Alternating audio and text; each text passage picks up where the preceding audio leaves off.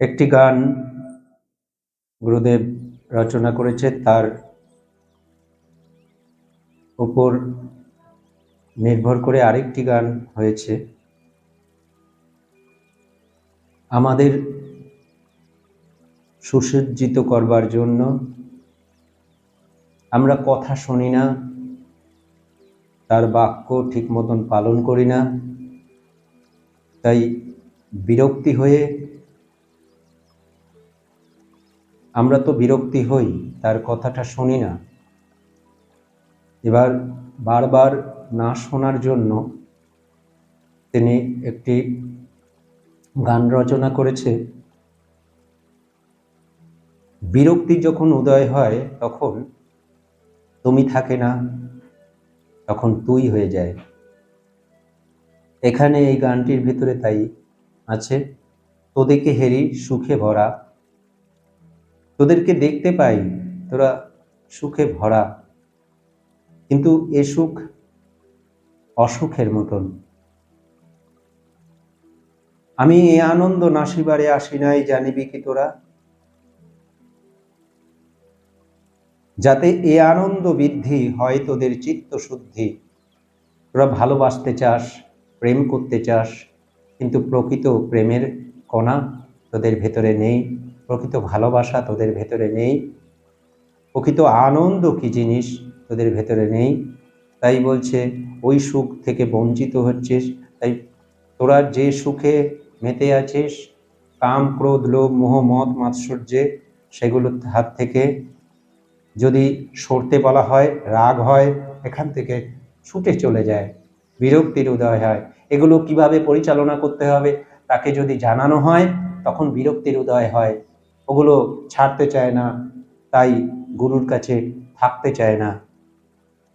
যাতে এই আনন্দ বৃদ্ধি হয় তোদের চিত্ত শুদ্ধি, আমি তারই তরে এই বুদ্ধি করাই এসেছি ধরা। না ঘটিবে আদি ব্যাধি, কাম ক্রোধ লোভ মোহ মদ মাৎসর্যের জন্যই এত রোগাক্রান্ত হয় মানুষ। জন্ম জন্ম ধরে জিনের মাধ্যমে, রক্তের মাধ্যমে আমি যে পাপ করব সেই পাপ রক্তের মাধ্যমে আমার শরীরে বর্তমান থাকে। পরবর্তী যারা বিবাহ করবে তাদের দুজনার রক্ত ওই জন্ম জন্ম ধরে ওই বংশে যারা যারা পাপ করেছে তাদের ওই রক্তের মাধ্যমে বহন করে থাকে। পিতৃকুলের 7 জন, মাতৃকুলের 5 জন, এই এতজনার পাপ বহন করে আসতে হয়। তারপর নিজে আবার পাপ আরও বর্তায়, তৈরি করে এই অষ্টপাশ ষড়রিপুর জন্য। আর তাতেই ব্যাধি উপস্থিত হয়। এই জিনগত ক্রনিক রোগ যেটা বলা হয়, সেগুলো হচ্ছে সব ওই বংশের পাপের বোঝা, সেগুলো নিয়ে এই অকালে মৃত্যুবরণ করতে হয়। তাই বলছে না ঘটিবে আদি ব্যাধি, সুখে রবে নিরবধি, সে যে সুমঙ্গল বিধি, সকর্মে বাঁচা মরা। তোমার ইচ্ছা তুমি বাঁচতে পারবে, তোমার ইচ্ছায় তুমি মরতে পারবে। দেহে করো আত্মজ্ঞান, শুক্তিতে মুক্তার ভান, দূরে যাবে এ অজ্ঞান, স্বর্গ হবে এ ধরা। তোমার এ ধরা, ধরা বলতে এই পৃথিবী, এবং এই ধরা বলতে তুমি, দুটো ধরার একটি ধরার কথা বলা হয়েছে। তার মানে তোমার এ দেহ ধরা সুন্দর পবিত্র হবে। তাই প্রকৃত সুখ যখন এখানে, কেন দুটো ধরার কথা বললাম, কিন্তু একটি ধরার কথা এখানে লেখা আছে, কিন্তু দুটো ধরাই হবে। আমি যদি সুন্দর হই তাহলে পৃথিবী সুন্দর হবে। তাই বলছে আরেকটি গানে বলছে, যদি সুখ চাহ মন, বহ আগে দুঃখ ভার, ওই একই বিষয়। যদি সুখ চাহ মন, হে মন তুমি তো সুখ চাও, বহ আগে দুঃখ ভার। দুঃখ যদি না থাকে তাহলে সুখের ঠিক মহিমা বোঝা যায় না। যদি সুখ চাহ মন, বহ আগে দুঃখ ভার, নতুবা সে সুখ কণা মিলিবে না যেন সার। অসার হয়ে যাবে। তাহলে তুমি যে প্রকৃত সুখ কি সেটা বুঝতে গেলে দুঃখের বোঝা নিতে হবে, তাহলে প্রকৃত সুখ তুমি বুঝতে পারবে। যদি কোমল তুলিতে বাসনা করো হচিতে, এখানে কোমল বলতে কি বুঝিয়েছে? কোমল বলতে গুণী হতে গেলে কঠোর পরিশ্রম করতে হয়। এই কঠোর পরিশ্রমই হচ্ছে কণ্টক জ্বালা। কোমল তুলিতে বাসনা কর হচিতে, এখানে কোমল বলতে পদ্মফুল, কিন্তু এই কোমল রূপক আকারে দেওয়া হয়েছে। এখানে কোমল হচ্ছে গুণী হওয়া। তুমি প্রেমিক হও, তুমি ভক্তিমান হও, তুমি সরলতা হও, তোমার ভেতরে বিশ্বাস গুণ অর্জন হোক, তোমার ভেতরে একাগ্রতা, এই এক একটি কোমলের কথা বলা হয়েছে। তুলিতে বাসনা করো হচিতে, তুমি যেটাই করতে চাও না কেন, যে গুণ অর্জন করতে চাও না কেন, তোমাকে যন্ত্রণা পেতে হবে। প্রস্তুত হও কণ্টক জ্বালা, যাহে সইবারে পারো। তুমি সইতে যদি পারো, ওই যে গুরু যদি সব বলে পাপ করতে, তুমি মনে করছো, কিন্তু তোমার মঙ্গলের জন্য তিনি বলছেন যেটা করতে, সেটা করে গেলে অম্লান বদলে। তুমি উন্নতি যতক্ষণ না করছো, গুরু যা বলবে সেটা তোমার বিপরীতমুখী হবে, মনে হবে। সেইগুলোই হচ্ছে কণ্টক জ্বালা। রত্নাকর রত্নচয়, এখানে রত্নাকর কে? যে রত্ন চেনে সে রত্নাকর। রত্নচয়, সে কিন্তু চয়ন করতে পারে কোন রত্নটা ভালো, কোন রত্নটা খারাপ। রত্নাকর রত্নচয় যদি পাইতে আশ্রয়, তুমি তার কাছে আশ্রয় পাইতে যদি চাও, যদি পাইতে আশ্রয়, তেজ যদগণ ভয়। তাহলে এইসব দূর করতে হবে ভয়। যত তেজ যদগণ ভয়, লবণ বাড়িরও আর। যদুগণ, কৃষ্ণের বংশ যদুগণ, তারা লবণ ছোড়াছড়ি করে মারা গিয়েছিল। কেন? ক্রোধের জন্য, রাগের জন্য, নিজেরা ধ্বংস করেছে। নিজেদের ভেতরে নিজেরা ধ্বংস করে, লবণ ছোড়াছড়ি করে, লবণ বাড়ির আর। তাই তোমার ভেতরেই, এই যে নিজেদের ভেতরে, এখানে যদুগণ বলতে আমাদের ভেতরে যে অষ্টপাশ ষড়রিপু, আমার ভেতরেই, আমার সেই জাতির ভিতরে, আমার ভেতরে যতগুলো জাতি রয়েছে, এখানে অষ্টপাশ ষড়রিপু, আমি এই জাতির কথা বলছি। এটা কিন্তু আমার, সেই আমার ভেতরেই। তার মানে যদুগণ যেভাবে ধ্বংস হয়েছে নিজেদের ভেতরে, নিজেরা মারামারি করে, তেমনি আমরাও আমাদের নিজেরাই ধ্বংস করছি, পাপে পিষ্ট হচ্ছি। প্রণয় পয়োধিপ জলে, চাহ ডুবিতে কুতূহলে। বিবাহ করিতে চাও, তোমার আনন্দে উৎফুল্ল হবে, বিবাহ করতে চাও। প্রণয় পয়োধি জলে, তুমি ওই জলে নামতে চাও। চাহ ডুবিতে কুতূহলে, ওই জলে ডুবে তুমি আনন্দ পেতে চাও? ভাবনা তরঙ্গ আর একটা উপমা দিচ্ছে, ভাবনা তরঙ্গ তালে অতি দুর্গম। সেখানে কিন্তু ভাবনা তোমার তরঙ্গ তালে অতি দুর্গম। এখানে কিন্তু এর যে উথাল পাথাল, এই জলের গভীরতা এমন, তোমাকে কিন্তু অনেক কঠোর পরিশ্রম করতে হবে। কঠোর পরিশ্রম ছাড়া এই দুর্গম পথ, মানে এই জলে তুমি আনন্দ পেতে পারবে না। কেননা তোমাকে প্রতি মুহূর্তে যে যে কথাগুলো বলবে তোমার বিরক্তির উদয় হবে। একটি কথা মনে পড়ছে এই সময়, মহাত্মা নিবারণ তিনজনকে একটি কথা বলেছে, তুমি কি গোপনে এই কাজটা করো? তখন বলছে, আপনি ওগুলো দেখে বেড়ান। বুঝুন,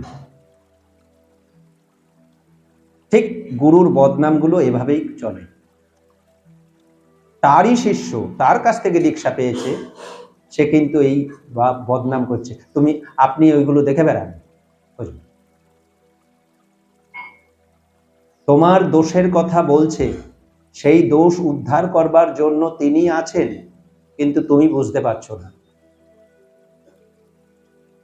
সবাই একটু আত্মস্মৃতি পড়ে দেখলে পেয়ে যাবে এই কথাগুলো, যে তাকে দোষারোপ করেছে, মহাত্মা গুরুনাথকেও দোষারোপ করেছে। যারা দোষারোপ করে না তারা একত্ব পায়, আর যারা দোষারোপ করে তারা নিজেদের মনে করে আমরা বড় চালাক। তার মানে একটি কথা মনে পড়ল, যারা গুরুদেবের কাছে পড়ে থাকে, গুরুদেবের বাক্য পালন করে, অম্লান বদলে প্রফুল্ল মুখে মেনে নেয় সবকিছু, সেগুলো বলদ। মানে একজন বলছে, সেগুলো বলদ সব। তার মানে গুরুদেবের কাছে যারা যারা পড়েছিল, যারা একত্ব পেয়েছিল, তারা বলদ। আর যারা যারা সমদর্শনে সিদ্ধি লাভ করেনি, সমদর্শনে সিদ্ধি লাভ করেও আর অগ্রসর হয়নি, তারা খুব চালাক। আর একজন মহাত্মার কথা তো বলি, পরবর্তীতে মহাত্মা নিবারণ মাতাজির কাছে প্রায় 5000 দীক্ষা পেয়েছে, একজনও সমদর্শনে সিদ্ধি লাভ করতে পারেনি, একত্ব লাভ করতে পারেনি। সমদর্শনে সিদ্ধি লাভ করলে একত্ব হবে,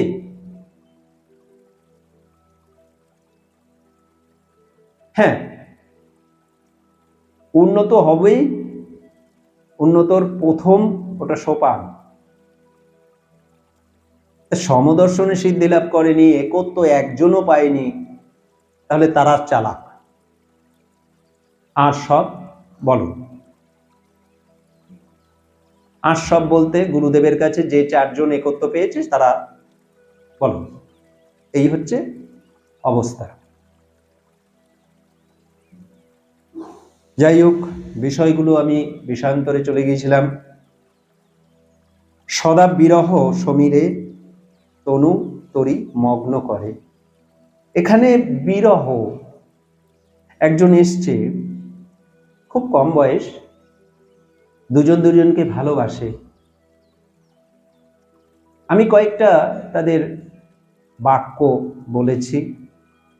তাদের রোজ কথোপকথন হয় SMS এর মাধ্যমে, তাদের ভালোবাসা। তো প্রথম কথা আমার ছিল, প্রেমের অঙ্কুর ভালোবাসা, প্রেমের অঙ্কুর ভালোবাসা। আবার গুরুদেব বলছে ভালোবাসা পৃথিবীতে নাই। প্রেমের অঙ্কুর ভালোবাসা, ভালোবাসা পৃথিবীতে নাই, এই অঙ্কুরটাও নেই। তাহলে তোমরা কি করো? সত্যি প্রকৃত ভালোবাসতে চাও, তাহলে কিন্তু গুরুদেব সাহায্য করবে। এইবার যেগুলো বলবে সেটা বিরক্তির উদয় হবে। ওই যে কণ্টক জ্বালা, কেমন তিনি বলছেন, তিনি একটা জায়গায় লিখেছেন, সেগুলোই আমি আবার লিখে দিয়েছি। মাসে 2বার থেকে 3বার দেখা হোক বা কথোপকথন হোক, SMS হোক, সেটা মাসে 3বার করতে হবে। এইবার কঠিন হয়ে গেছে, আর সবগুলো মেনে নিতে পেরেছে। দুজন দুজনের শরীর স্পর্শ করবে না বা অন্যান্য অনেক বিষয় বলেছি, সেগুলো সব মেনেছে, ওইটা আর মানতে পারছে। তাহলে এগুলো বিরক্তির উদয় হয়, তো কষ্ট হচ্ছে, বলে যে ওইগুলো না করতে কষ্ট হচ্ছে। হ্যাঁ, এবার গুরুদেব প্রেম প্রবন্ধে লিখেছে, মানে ওটা মহাত্মা বিশ্বময়ী দেবী লিখেছেন, গুরুদেব ওটা তুলে ধরেছে। সেখানে বলছে, প্রেম যদি করতে চাও, ভালোবাসা কেমন? চাও পাওয়া থাকে না, লাভালাভের অপেক্ষা করে না, কেবল অভীষ্টকে পাইবার জন্য পবিত্র করে। আমি তাদেরকে একটি প্রশ্ন করেছি, যদি কেউ একটু বড় হওয়ার পর তোমরা দুজন দুজনকে ছেড়ে দাও, কেউ না কেউ ছেড়ে দিল কাউকে, তুমি কাউকে জিজ্ঞাসা করতে পারবে না, যে অপরজন ছেড়েছে তাকে জিজ্ঞাসা করতে পারবে না যে তুমি কেন ছেড়েছো। কেননা চাওয়া পাওয়া থাকে না, লাভালাভের অপেক্ষা করে না, কেবল অভীষ্টকে পাইবার জন্য। তুমি ভালোবেসেছো, চিরদিন ভালোবেসে যাও। তুমি আর কোনো পুরুষ মানুষকে তুমি তোমার মনোমন্দিরে উপস্থিত হতে দেবে না, এটাকে বলে ভালোবাসা। এই অপোজিট একই ব্যাপার। তুমি এটা পারবে? বলেছে পারবো। এটা মনে হয়, এই বয়সে মনে হয়।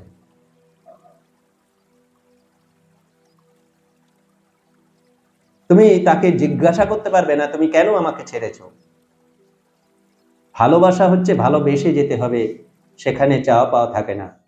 তুমি কেন জিজ্ঞাসা করবে না, তুমি কেন ছাড়লে আমাকে, এই কণ্টক জ্বালাগুলো সইতে হবে, এটাকে বলে ভালোবাসা। ভালোবাসার আর একটা জায়গায় বলছে, বিচ্ছেদ হতে হয়, বিচ্ছেদ হলে ভালোবাসা বাড়ে। অধিক সময় এক জায়গায় থাকলে ভালোবাসা কমে যায়, মাঝে মাঝে বিচ্ছেদ হতে হয়।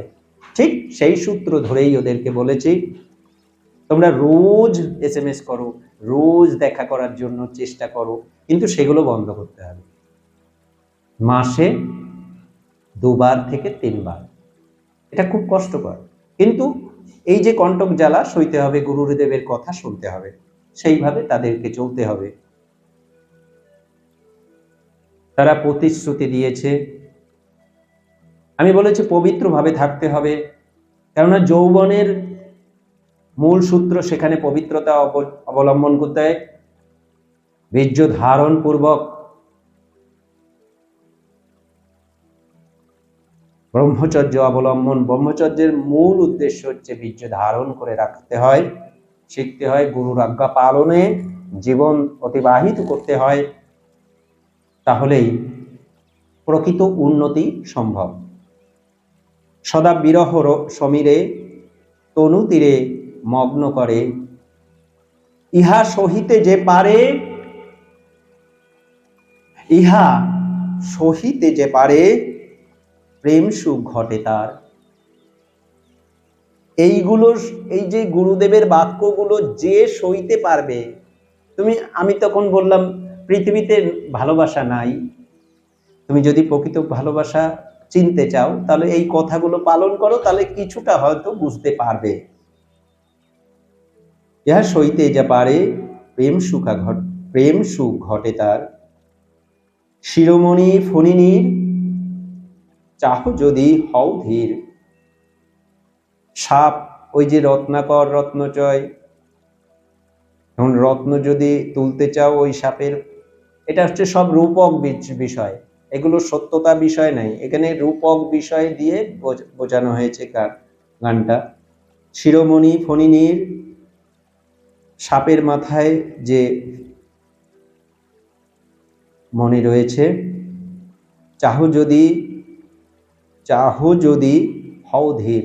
এখানে মণি বলতে কি বুঝিয়েছে? গুণমণির কথা বলেছে, প্রতিটি এক একটি গুণের কথা বলেছে। সেই গুণ অর্জন করতে যদি চাও, চাহ যদি হও ধীর, বিকট দংশন জ্বালা, তখন এই যে জ্বালাগুলো সইতে হবে। আমি যে জ্বালার কথা বললাম কতগুলো, সবাই যেটা পাপ বলে গুরু যদি সেটা করতে বলে, সবাই যদি পবিত্র বলছে সেটা যদি গুরু নিষেধ করে, অম্লান মদনে প্রফুল্ল মুখে শুনতে হবে। এই জ্বালাগুলো সইতে হবে। বিশ্বাস তিনি যা বলছে সেগুলো অম্লান বদলে প্রফুল্ল মুখে সেটা মেনে নিতে হবে, বিশ্বাস করতে হবে, করে এগোতে হবে। তিনি তো গ্যারান্টি দিচ্ছে, তিনি সমস্ত লিখিতভাবে কথা দিয়ে বসে আছে এই গানগুলোতে, তুমি ধরতে পারছো না, লিখে বসে আছেন, আর আমি তো সম্মুখে আছি। তুমি দেখো, তুমি উন্নতি করতে চাও, উন্নতি যারা করতে চায় না তারা পালিয়ে যাবে এখান থেকে, একদম শিওর। আর যারা উন্নতি করতে চায় তারা ওই কিল ধরে থাকতে হয়। এখানে কিল গুরু, কিল ধরে থাকতে হয়। স্রোতে সবাই ভেসে যাচ্ছে, কিন্তু কিল গুরু, এই কিলকে ধরে রাখতে হয়, তাহলেই প্রকৃত সুখের কণা পাওয়া যাবে। তো ওই মণি ধরতে, মণিটা নিতে গেলে তোমার দংশন জ্বালা সইতে হবে, ছোবল খেতে হবে। ভবলীলা সাঙ্গ হতে পারে, অনেকে সাঙ্গ হয়ে যায়। যদি সে জ্বালা সহিতে পারো তুমি কোনো মতে, কেননা বেশিরভাগই পারে না। তাই তো উন্নতি করবার জন্য অনেক সাধক সাধিকা এসছে, উন্নতি না করে চলে গেছে। যদি সে জ্বালা সহিতে পারো তুমি কোনো মতে, তাহলে পারো পাইতে সে মণি অতি সুন্দর। সেই মণি, ওই সাপের যে মণি, এখানে যে কাল্পনিক চরিত্র দিয়ে এই গানটি লিখেছে, সেখানে বলছে সে মণি অতি সুন্দর। এখানে মণি বলতে গুণী হওয়া, এক একটি একত্ব, এক একটি মণি। এই একটি মণি উদ্ধার করতে গেলেই বহু কণ্টক জ্বালা সইতে হবে। ভুবনের সারধন চাহু যদি ধর্মধন, যাহার প্রভাবে হয় মুকুতি নিশ্চয়। ভুবনের, এই ভুবনের সারধন, এই ভুবনের প্রকৃত সারটা কি? প্রেম। চাহ যদি ধর্মধন, তার মানে সত্য, প্রেমে পূর্ণ এই সত্য ধন যদি পেতে চাও, যাহার প্রভাবে হয় মুকুতি নিশ্চয়। কামিনী কাঞ্চনের অতি, তেজ শুদ্ধ করমতি। ধনরত্ন এবং যৌবনের কামের কামনা বাসনা, আমার এটা চাই ওটা চাই, এগুলো সব ত্যাগ করতে হয়। যে রতি হয় এগুলো সব ত্যাগ করতে হবে। তেজ শুদ্ধ করমতি, এগুলো ত্যাগ করতে হয়। ওগুলো ভোগ করে উন্নতি সম্ভব না। বালিকা ভাব যুবতী, তার মানে একটি পূর্ণ যৌবন যুবতী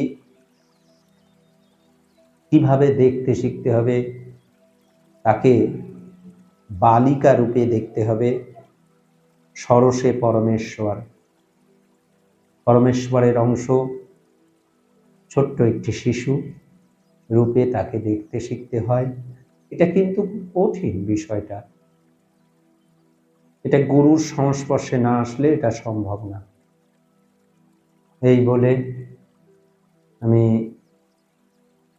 এই বিষয় সমাপ্ত করলাম।